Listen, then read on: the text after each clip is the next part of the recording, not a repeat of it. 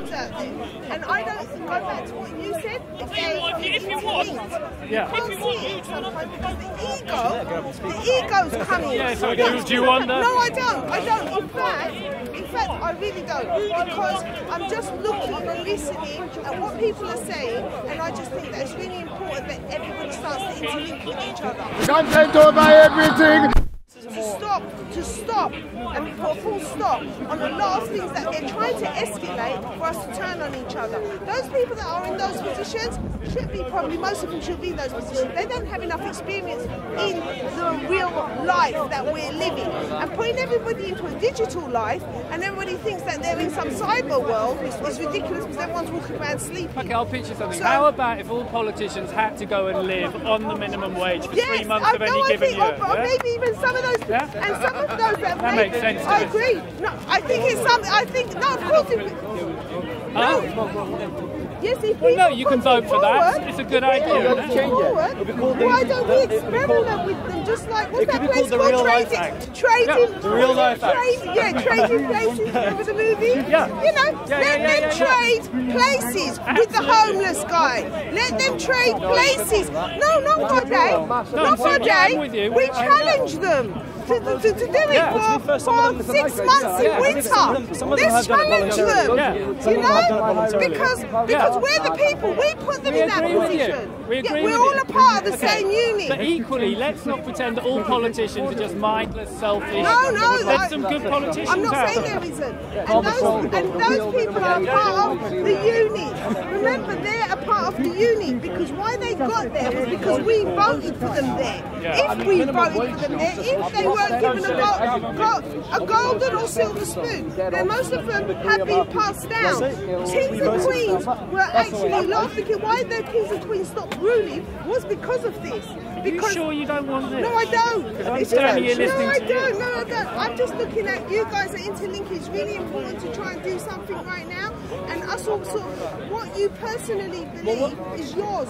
Here's something. As a faith, it keeps you strong. It's yours. We shouldn't be all arguing and fighting over things like that. That's ridiculous. Suggest, here's something we need to do. We've got to get our facts right, okay? The guy over there is going on about the rich-poor divide getting worse and worse. You're on the same this track. guy is commenting on it, which is true and it's a problem. This guy's pointing out that actually... Really? Hang on, hear my new point? He's pointing out that everyone... No, you're right, we do, thank you. He's pointing out that on the planetary stage, everybody is getting richer. The rich are dragging up the poor. And you don't seem to believe that, but I believe statistically it is true. Now, it's an uncomfortable fact. It means nothing, though. It means something to the people not working in the fields. Sorry, but they said this about slavery in America, that black slaves are actually doing, like, they were getting taller, healthier as they were going on. It doesn't justify food on your table. No, but the black people work very well. South Korea. Stop this order! No, the slaves were taken we good can care of. discuss the merits of that point once we just agreed that mathematically it is a fact that poverty levels globally seem to be improving. Even though rich poor is, because of capitalism. So, poverty. Okay, right. What would you call poverty? I'm not whatever you call it. I'm just. I mean, you're right. We need to define our terms. There are a lot of international scholars who have a problem with the way. Poverty. All I'm saying is, just because I'm legitimately pissed off about the rich-poor divide, which I am, doesn't mean I want to go into denial about the statistical fact that it does seem to be why the food banks in this country has risen up? Because people are lazy. People are lazy. They don't want to work. That's a smaller question. Don't mix it up. Do you know what I heard? You should go to food bank. Anybody want this? I've never been to a food bank because I'm rich. Look at me. Anybody? I'm a rich man. Do you want them back? I'll give it to you. Are you Kyle or Carl? Kyle. I've called you Kyle Marx, not Karl Marx. Karl Marx, yeah. This gentleman made some very salient points about Occupy. I was never at Occupy because I was too young. Thank you. It was 2011 and it's now 2018. So I was about 15. Now there were some 15-year-olds who did go, but when I was 15, I was too busy watching porn and playing video games to get involved in activism. Ironically, that's what we did. You're a young Tory. Now, are you still doing that? Now that is a problem. We live in a cyberspace. In fact, many people, especially 15-year-old boys living in England, they can't tell the difference between reality and a video game very often. Just like you. Very often. Just like you. But that's a whole other can of worms. Now I want to talk about Occupy. Now I wasn't there, but my older brother was there. My older brother was about 28, I think, when it was happening. Now he told me I could be wrong. I could be wrong. He could be wrong. But this is what he told me. He was at a meeting of Occupy. This is the big sort of libertarian, socialistic kind of movement outside of St. Paul's. Sort of movement for justice and democracy outside St. Paul's, right? People camped their tents. But they had a meeting. They had a meeting, right? And at this meeting, my brother said they spent 2 hours deciding whether or not to keep a window closed or open. Correct. Because this is the decision-making structure they had. First of all, they let any old person come into a meeting. Now, that's all fine for Speaker's Corner, to have random strangers coming in and out and debating. But at a meeting to decide about how you're going to run a movement, you need to have the members of the movement there, not just any old passerby. So they had all these passers-by, and they had a decision-making structure called consensus. Now, I'm using that in a very technical way. When we talk about consensus, most of us talk about general agreement, right? It means general agreement. But in this case, it meant unanimity, everybody agreeing. So they had to have 100% agreement, not majority rule. The police just sent down an undercover policeman who voted against it. Right, it's very easy to infiltrate and disrupt by the police. So I believe in majority rule, not only within the movement for democracy, but in the end result as well. So when Britain finally becomes a democracy, and you have all these local assemblies making the decisions, I think they should be making them by majority rule. Imagine, for example, I live in Earls Court, right? About a 25-minute walk down that way. Now, see, no, because you can't tell the difference between reality and where you're standing. A lot of the people here haven't seen me speak before. They're not here. They've just come from outside. Because you're so used to a television set, right? Just you by yourself watching a television set. When you come to Speaker's Corner, it's a bit confusing. But he already said that. But I'm not just speaking to you. I'm speaking to a whole bunch of people. There are a whole group of people here who don't know what I just said. So I live in Earls Court. Earls Court has about 10,000 Earls Courters live in Earls Court. All kinds of backgrounds. Rich, poor, criminals, not criminals. All kinds of people live there, right? Now, if you had an assembly to decide how to run Earls Court, or to decide how to, I don't know, where you want the next bus stop on West Brompton, or something like that, I don't know. Now, if you had about 1,000 people turn up to that, to have it made by consensus would be ridiculous. To have it, you have to have every single person agreeing on the resolution. That would be ridiculous. It has to be majority rule. Now, that's one thing that's very obvious. Now, the problem with Occupy as well is that it didn't have a specific set of demands. It had a very large list of about 10 or 15 demands, but it should have narrowed it down to about maximum 3, and then it should have had a very clear leader, or some kind of delegate, or some kind of deputy or negotiator to take those demands to Parliament. They should have empowered somebody through a formal structure to get that person to Parliament, present that to them. That's what Martin Luther did during the Reformation, right? He was sick of the way the Catholic Church was running things, so he got a list of demands and he nailed them to the door of the cathedral and he said, this is what I want. That's what Occupy should have done. Occupy should have created a list of very clear demands. Maybe the demands would have been very simple. They could have been very, very simple demands. They could have had a very simple demand which said, let's raise the minimum wage to £10 an hour. That could have been a very small starter. And then they could have made it more and more radical, with the final demand being, we want the maximum paycheck in England to be £90,000 a year and the minimum to be £30,000 a year. That could have been the, I agree. To be honest, Occupy weren't even focused on economics.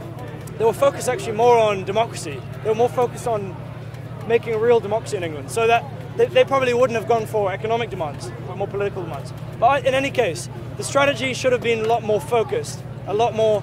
So I'm speaking to you all kind of assuming that you give a damn about activism and real democracy in England. You may not be, fine, but it's up for you to decide how this concerns you. So, now, anybody else who would like to speak, just please now raise your hands.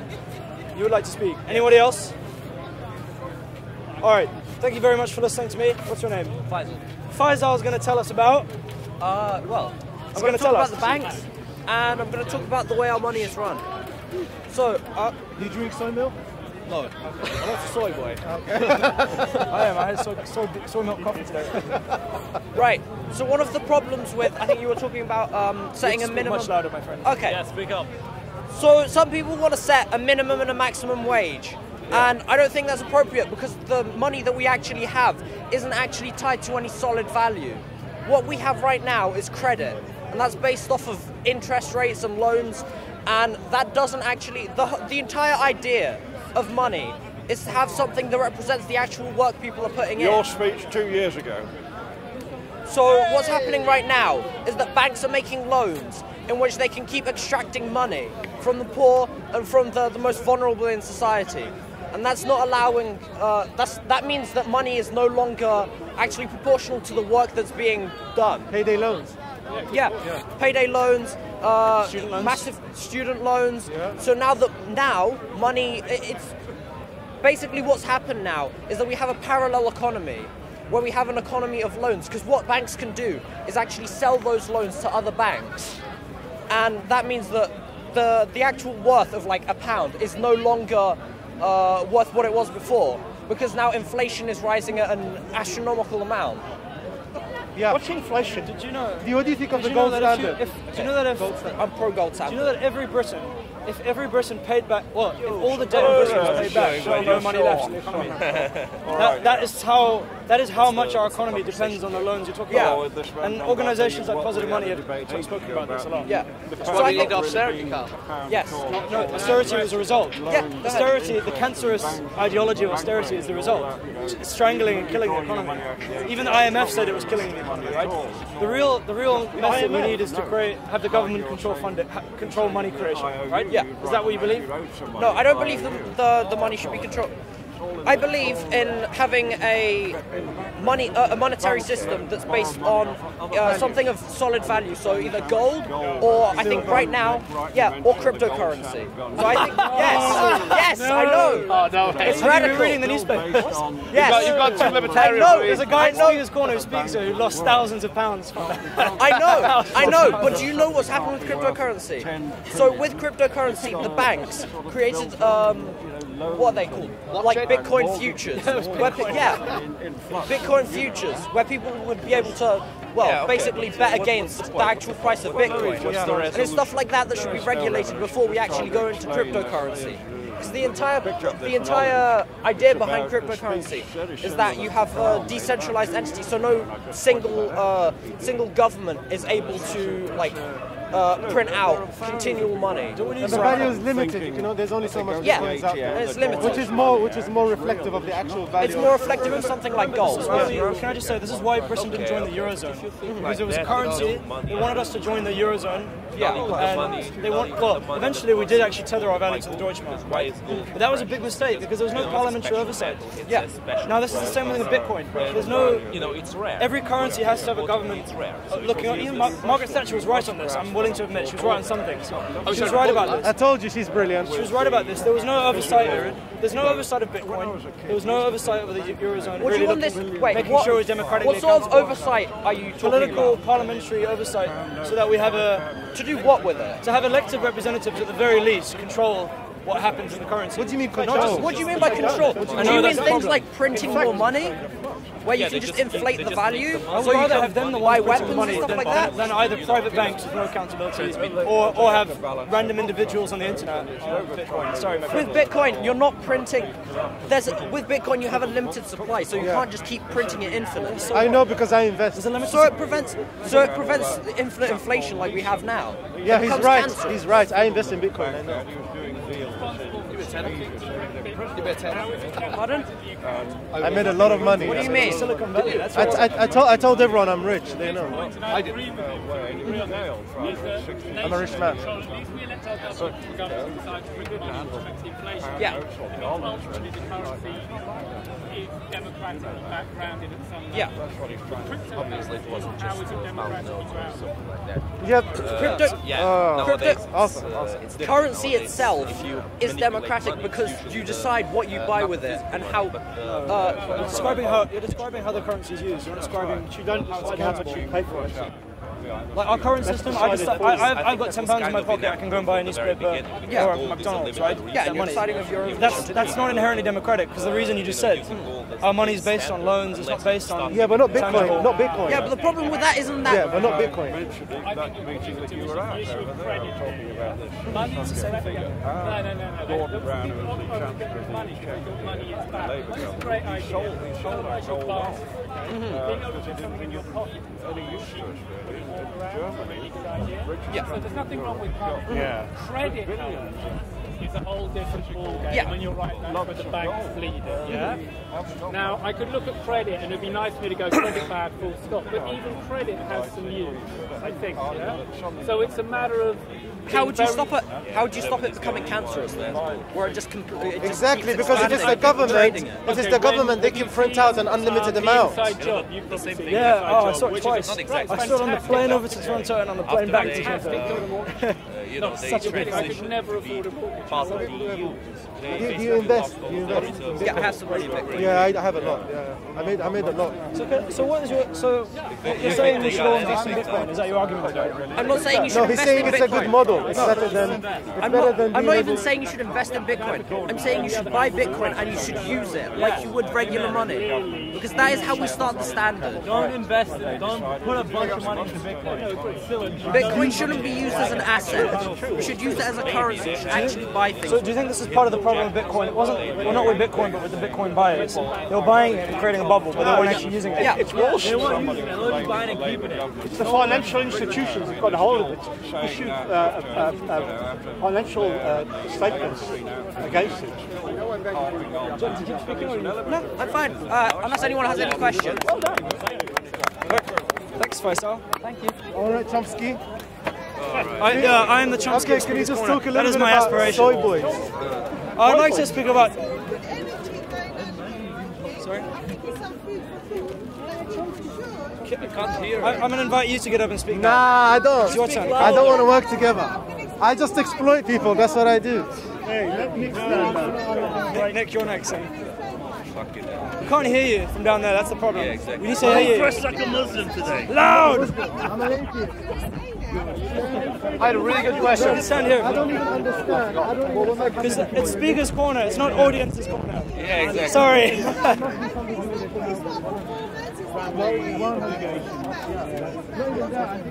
Oh, very much is, yeah. I'm looking for some sort of father figure. Yeah. You can all the information. Yeah. Talk about soy boys. Yes, they can. Yes, they can. You can really. They can. I can't. I'm trying to explain that. You guys spend a little bit of time in reflection of what's happening here. There's good energy happening. Nah, I don't like good energy. I don't want to work with people. She's right there. Can I just say something about it? I enjoy exploitation. Hey! You missed my speech about Mark. I was speaking about Mark Curtis again. Now, He was talking about soy milk. This is why we need more women at Speaker's Corner. More women at Speaker's But Corner. she's not talking sense. This is the lady. But This is she's the not reason talking why. sense, though. Because women are more likely to be working together. This lady before, she was talking about how we were. Hey man, Yeah, what? we were talking about common ideas. Yeah, exactly. But men want to fight. They want to be the I number don't one. understand. Can you speak English? I can't understand you. You're working as a team towards the same goal. That is really important. It's the only way you guys in this country or anyone's going to Solidarity. Look, I have enough money. I don't need to work with people. I'm a rich man. Show us your face, your beautiful face. Come on. It's too cold. But she's right. Why is it when you go to Speaker's Corner? I have enough money. I'm a rich man. The I'm a person rich you're talking man. to, they just want to win. They just want to win the argument. They don't want to actually have a. I'm a rich man. They want to win the argument. I don't need to. And I think it's because they come here and they often feel threatened by the person they're talking to. They feel they have to get defensive, and they really don't have to be defensive. If I come up here and I say something absolutely heinous, which you absolutely disagree with, you have a rush. Hopefully, like this lady right here, you have the ability to rationally decide what's true or not, and then to respond to the debate, not to get too emotional and to just focus clearly on what the person's saying. So I stand by my very strongly held belief that the British government, not the British people, but the British government is one of the leading terrorist organizations on the planet today. Now that is an idea which people hear and they're like, what? Some people, not everybody, but some people. Now the whole point, thanks, yeah, I was just going to ask for that, thank you. Take your time, you see what's going on. But if we have ladies like this woman here who's going to say, let's work together and find out the truth of that. I'm not just going to shout at you and call you a left-wing cuck or whatever word you want to call, a lick spittle or just an idiot. No. they'll say, they won't just call you names, they'll be civil. They'll say, what do you mean by terrorism? And I'll say, I mean the government's definition of terrorism. Use of violence to attain a political or religious aim, or use of the threat of violence as well. And the British government have done that repeatedly. Repeatedly. I mean, we've done that. I mean, when in Iraq, we were saying, well, sorry, in Kosovo, I was just showing to a guy from Kosovo. When we said in Kosovo, we'll keep pounding until the government changes its regime. We'll pound day after day. That's what one of the admirals in the British Navy said. We pound day after day. That's terrorism. That's the threat of violence to attain a political end. So we need more of the feminine voice at Speaker's Corner. I really believe that. The feminine voice which works with someone, not against them. And now men, I'm going to speak specifically to you today as well. A lot of guys have this problem when they're speaking in a group of people. They'll make the discussion about them, which is kind of what I've done with this woman actually, without realizing. They'll say, oh, that's interesting what you're saying. That reminds me of something that happened to me the other day. Right? Women tend to be like, oh, well, what happened then? Or, what, you know, they'll ask a question. But men, they do tend to make it about themselves. I don't know why that is. I don't know why. Men are also more likely to interrupt in conversations as well. We've got to stop this, guys. Seriously, we've got to. Mansplaining. At the very least, it's a very small thing to change the way you speak. Now, I sound like such a bastard getting over here telling you how to speak. It's all up to you. Take my advice or leave it. But that's one way you can. That's one way you can improve your relationships as well. Another big problem is that, and this is women as well, increasingly, not just men, but women. Women are increasingly becoming like this. You have all kinds of competitions in relationships about who's earning more money. Who's earning more money? Or who's putting more into the relationship? My God, I've heard this one so many times. Who's putting more into the relationship? That's a big problem. This competitive ethos is really disgusting. I think it's high time. It's natural. It's part of human. No, it's not part of human nature. Can I tell you something? Competition is not a part of human nature. It is. If you go to, it is. No, it's not. This is why I studied anthropology. Because if you study anthropology, you start to see there are thousands of societies out there which don't behave like the West. Which one? They're a very different behaviour. Which one? For example, if you go down to New Zealand, there were Maori tribespeople many years ago who, if you were a man, and if you took more than your fair share of fish, in other words, if you became more competitive within your group, they would actually kill you if you kept doing that. They would ask you very nicely to stop doing it, but then after a while, if you kept doing it, they would kill you.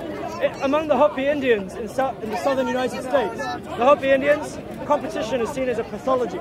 It's seen as a disease. With the Eskimo, the Inuits, whatever you want to call them, Eskimo, the Inuits, same thing. Competition is seen as disgusting among men and women. Surprisingly, among men as well. Now, there's competition between groups, yeah. Wife stealing and among various different groups. There's all kinds of in all kinds of pre-literate societies, or in the 19th century will be called savages. You see all kinds of wife stealing, witchcraft, accusations, all kinds of competition on that front. But within the group, there's usually very little. Because remember, there's no space for messing around, trying to be one up on anyone else. There's no time for that. Because that's how you end up destroying the group. Someone who's going to be seen as that anyway. So I don't know where this lady is. She's still here. So she's still here. I'm glad she's here because I want to speak to her specifically. But this competitive ethos is going to destroy Speaker's Corner if it doesn't change. I really believe it will. I'm all for dialogue and debate.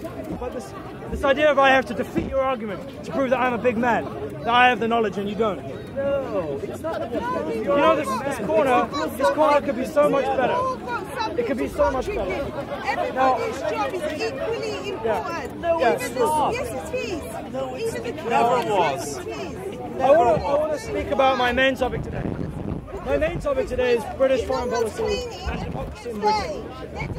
Yeah, no, they're not. British people should create a real... Sorry guys, can you take your debate somewhere else? Because I'm speaking to a crowd of people. The British people need to create a real democracy in the United Kingdom. Real democracy. One based on dialogue, not just on votes, but dialogue.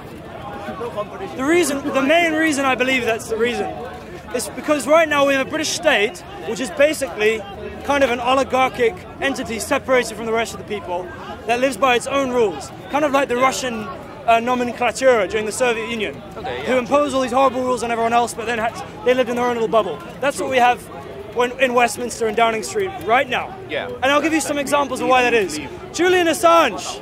the founder of WikiLeaks. He should be regarded as a hero. He should be on Friday. On Friday was the 8-year anniversary of his arbitrary detainment in the UK. 8 years he has been kept in the UK. 6 years he's been kept in that room in the embassy of Ecuador. That man is a hero. He revealed to all of us in Britain and America and the rest of the world that Hillary Clinton had full knowledge that Saudi Arabia and Qatar, the governments, not private individuals, the governments were funding ISIS. Funding ISIS. Remember, in the big revelation, this was a revelation because before, journalists and the media, they had assumed that it was private individuals within Qatar and Saudi Arabia that had been funding ISIS, Islamic State, so-called Islamic State. But actually, it was from this leaked email from Hillary Clinton's office. One of the leaked emails showed us that she had full knowledge that Saudi Arabia and Qatar's governments were funding ISIS, supporting ISIS. Now, Hillary Clinton did absolutely nothing about that. She had that knowledge, but to be honest, I think for her, the safety of the British people, the safety of the American people, the safety of the people in the Middle East, I don't think that's high on her agenda of priorities. So for national security, she didn't really have much to say, right? Now, it's not just that. That's one reason we should regard Julian Assange as a hero. He's right now being kept arbitrarily detained in that embassy. If he leaves that embassy, the Met will arrest him. He'll be extradited to the United States, where he will face a show trial under Donald Trump and either end up in Guantanamo Bay in a maximum security prison for 45 years, or he'll be very likely, I think, he'll be given capital punishment. It's the reality of American justice today. He'll be tried under the Espionage Act, which was used to try Daniel Ellsberg, who leaked to us some very important information about the Vietnam War as well. So this is how our state treats a hero, Julian Assange, who's telling us the truth about how the world really works and how powerful people really think. This is how we treat him. If John Stuart Mill was alive today, if Jeremy Bentham was alive today, if the great feminist Josephine Butler was alive today, if Lord Acton, the great historian, was alive today, these men and women would be disgusted at the way Julian Assange is being treated. All of them believed in what they called publicity. Publicity in the 18th and 19th century didn't mean what it means today. It meant transparency. For them, it was a keystone of British freedom. It was a keystone of the British liberal tradition. The reason why we can enjoy the material and moral well-being that we have today in Britain relative to other countries, the reason why we have this is because we have a free press, we have some level of free speech, and we have transparency, some level of transparency. But this is hindered when the British government gets in the way and stops people like Julian Assange, right? Because that's denying the free press. Jeremy Bentham, the great utilitarian philosopher, Jeremy Bentham, I think helped to found either UCL or King's College, I can't remember which one. He said, we need to create this publicity to stop what he called the bullies, blackguards and buffoons. Which I love those words, bullies, blackguards and buffoons. Now, why we need real democracy? British people should control their government, because I don't think they would allow this to happen to Julian Assange otherwise. If they had all the facts, which they don't, thanks to the Guardian and the lickspittle media, if they had all the facts and they had the right to make the decisions, I think they might free Julian Assange so he can go about his day in peace and, be a normal citizen like everyone else. Very high-profile citizen, but nonetheless, just an ordinary person working for the good of other ordinary people. That's what we would have. Now, that's the first one, Julian Assange. Let me talk about another one as well. Let me talk about climate change. Climate change is going to affect England. It won't affect London as quickly as it will affect Manhattan or Mumbai, which are built on islands, thanks to the British Empire caring more about trade, easy trade with its colonies, than it does about the people avoiding flooding. But we will be affected. London is built inland. Amsterdam is built inland. They will be fine from climate change and sea level rises for maybe a few decades. But within our lifetimes, I think they will be flooded. Just if you look at the way the sea level is going up, London will be flooded eventually. Manhattan, it'll happen in Manhattan and Mumbai much quicker. Now what is the British government doing about climate change? Instead of actually limiting its subsidies to fossil fuels, instead of cutting back on its massive subsidies to BP and other fossil fuels, it's continuing to support them. Instead of actually slowing down oil production in the Middle East, it's actually continuing it and increasing it. Because fossil fuels, like I said, or like everyone should know, as I was told in geography when I was just a 13-year-old schoolboy, I was told that burning fossil fuels contributes to climate change, which is going to create extreme weather such as floods, heat waves, droughts. Instead of actually dealing with this, the British government is continuing to rush us over the edge of the precipice. We're helping to prop up Donald Trump in the White House, who is himself and his cabinet as well are completely in denial of what's going on with climate change, not doing anything about it. So the first reason we should create real democracy is the horrendous treatment of Julian Assange. The second reason is because our government's not doing anything about climate change. We need real democracy because we need to deal with climate change. Only the British people will be able to deal with it. We can't trust our government to deal with it. The final reason I'm going to give today, I could give 100 reasons. Literally, I could give 100 reasons, but I will be here for far too long. But I'll give you one reason. Colombia. Colombia, what's going on right now in Colombia, right? If the British people had access to real information, and if they had the right to control foreign policy, which they don't, if they did, we would not be supporting Colombian drug cartels. We would not be. We would simply not be. But right now, the SAS is training up the Colombian military, which is responsible for the vast majority of killings and political assassinations. They're training up this Colombian military, which in turn is training up the paramilitary. The paramilitary, these are the lovely gents who go around with weapons and machine guns, and they kill trade unionists, they kill community organizers, they beat up and they torture students, anybody who gets in the way of the Colombian state and its grip on the society. They are creating the terror that Colombian people have to live under today. Now, Colombian people may not look like British people. They may not behave the same way. They may be very different. We may know very little about them. But they are human beings. They are our brothers and sisters.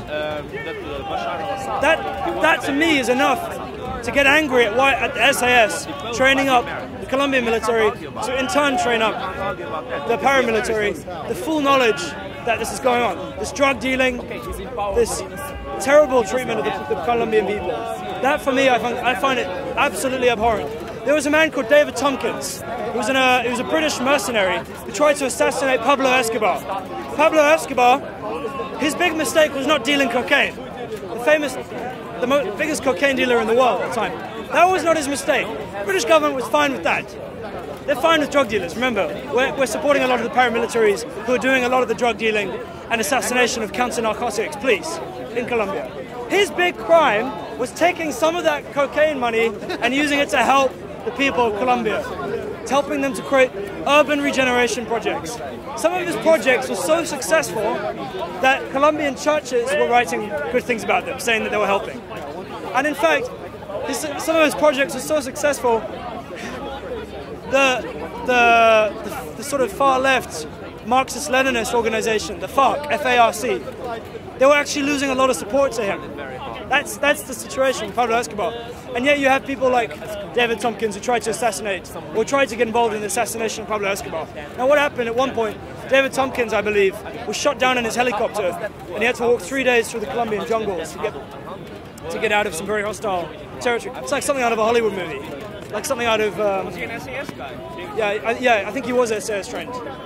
Now, the American government wanted to actually take this guy, David Tompkins, and bring him to court. The US, I think it was a US federal court, wanted to actually bring him to account for this, trying to assassinate Pablo Escobar. Because remember, the US has the monopoly on violence. No one else is allowed to do all this kind of violence, right? We'll maybe allow Britain and France to help a little bit, but no one else should be allowed, really.